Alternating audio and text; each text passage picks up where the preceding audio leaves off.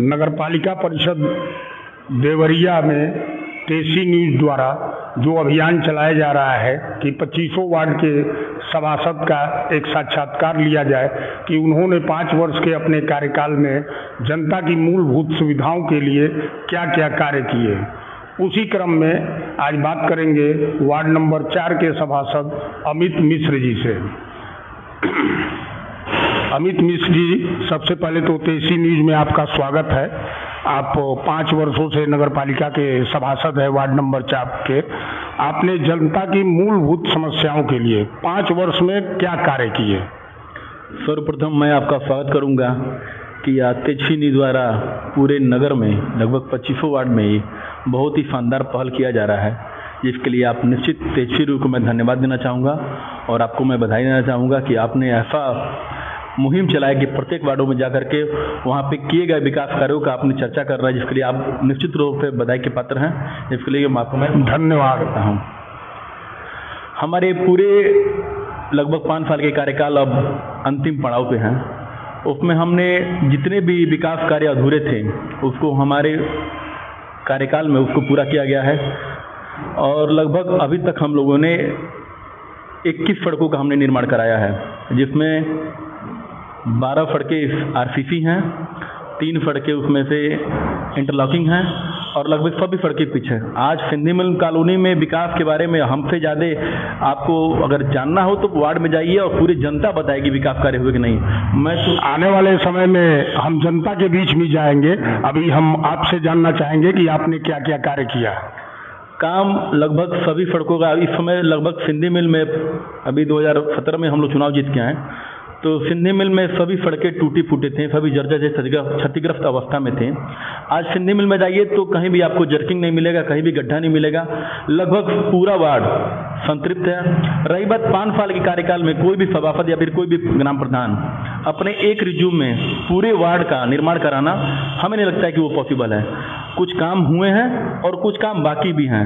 अगर जनता ने इस बार मौका दिया तो कोई काम बाकी नहीं, इस बार जो भी बचे हुए काम थे उसको हम लोग पूरा करा देंगे। लगभग सभी नालियां जो थी जर्जर थी, भरी हुई थी, वो नालियों का बहाव जो जल निकासी की समस्या हमारे सिंधी में बड़ी मेन समस्या थी। आज स्थिति है कि जल निकासी की समस्या से लगभग हम बहुत हद तक निजात पा चुके हैं। आज बारिश होती है, अगर 2 घंटा 4 घंटा कंटिन्यू बारिश होती है तो हमारे सिंधी मिल कॉलोनी में कहीं कोई पानी नहीं लगता है। पानी अगर लगता है तो नालियों की सफाई और नालियों का मरम्मत रिपेयरिंग होने के कारण पानी तुरंत निकल जाता है।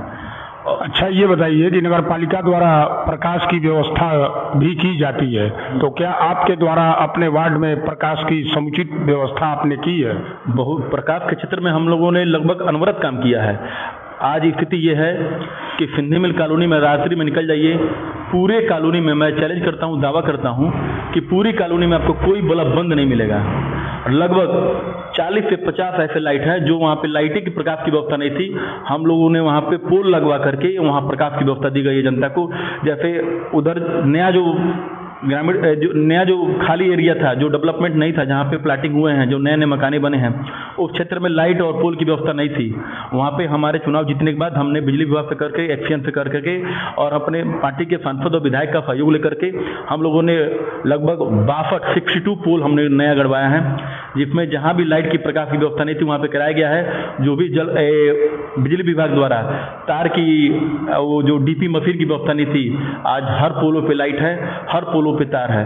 नगर पालिका द्वारा पीने के पानी की व्यवस्था भी की जाती है, क्या इस संबंध में भी आपने कुछ कार्य अपने वार्ड में किया? इस जलकल की दिशा में भी अमृत योजना के थ्रू हम लोगों ने घर घर लगभग हमारे यहाँ जलकल गृहकर लोग 20-25 सालों से देते आ रहे थे, लेकिन पानी से जलकर शुद्ध पेयजल से वंचित थे। लगभग 700 ऐसे परिवार हैं जो जलकर की नगर पालिका को पे तो करते थे लेकिन उनको पानी मुहैया नहीं थी नगर पालिका द्वारा। हम चुनाव जीतने के बाद आए तो 700 घरों का पहले साल में अमृत योजना के थ्रू हम लोग 700 घरों का फ्री जलकल के कनेक्शन उनके घर तक पानी पहुँचाने का काम किए, घर के अंदर तक टूटी लगाने का काम किए, जिसमें कोई चार्ज नहीं था, 1 चौन्नी का किसी का नहीं था। जबकि इसके पहले रिज्यूम में पैसा तो लगना ही नहीं था उसमें, इसके पहले के रिज्यूम में पैसा लगता था। इसके पहले के रुजू में नहीं, पैसा तो प्रधानमंत्री आवास योजना में लगता ही नहीं था। अगर इसके पहले लगता भी था तो वो गलत था। हम आवास योजना की बात नहीं कर रहे हैं। हाँ। हम जलकल की बात। अच्छा, जलकल की बात जी। कर रहे हैं। पहले क्या होता था, जलकल योजना के थ्रू हम नगर पालिका से 1700 से 1200 रुपए। नहीं तो जलकल में भी तो सरकारी जो पैसा है उसकी रसीद कटती है जी, वही पैसा लगना था। कोई ऊपर से पैसा तो लगने का नियम है नहीं। जी बिल्कुल सही कहा है, वही रसीद का पैसा लगता था। लेकिन हम लोगों ने उसको भी अमृत योजना के माध्यम से उसको फ्री करा दिया। जो जलकल में सरकारी रसीद कटता था वो हमारे आने के बाद वो रसीद भी बंद हो गया।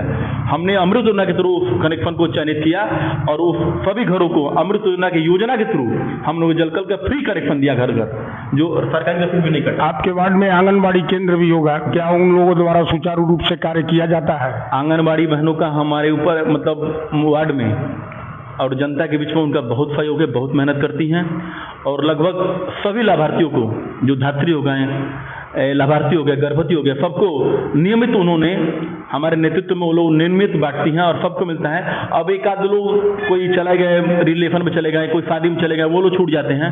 वो आने के बाद वो भी कहते हैं कि इस साल इस महीने में हमको नहीं मिला है, तो उनको भी हम लोगों ने अगले महीने में उसका मेकअप करवाते हैं, दिलवाते हैं। लगभग सबको व्यवस्था मिलता है। एक आध कोई छूट गया तो उसकी जानकारी मुझे नहीं है। आपके वार्ड में कोटेदार भी होंगे, क्या उनके द्वारा सुचारू रूप से राशन वितरण किया जाता है? कोटेदार लोग भी ठीक से बांटते हैं। कहीं कोई शिकायत आती है हम लोग जाते हैं, देखते हैं, अपने मौजूदगी में कोटेदार लोग से बंटवाते हैं।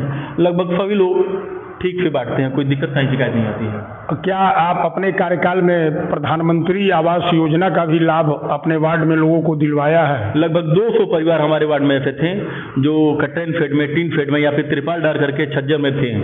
हम लोगों आने के बाद अपने प्रयास से मेहनत करके उनका आधार कार्ड लेके उनका आधार कार्ड, बैंक पासबुक की फोटोकॉपी करा उरा के हम लोगों ने उनके जाके डूडा में जमा करा करके और अपने नेतृत्व में वहाँ के कर्मचारी अधिकारी को बुला करके फोटो वोटो खिंचवा करके उनका लगभग 200 परिवारों को हमने आवास योजना में चयनित कराया और लगभग 200 पात्र लोग आवास के आज लाभ उठा रहे हैं। जाइए वार्ड में घूमिए, बहुत शानदार सबका मकान बन चुका है, सभी लोग खुश है प्रकार से।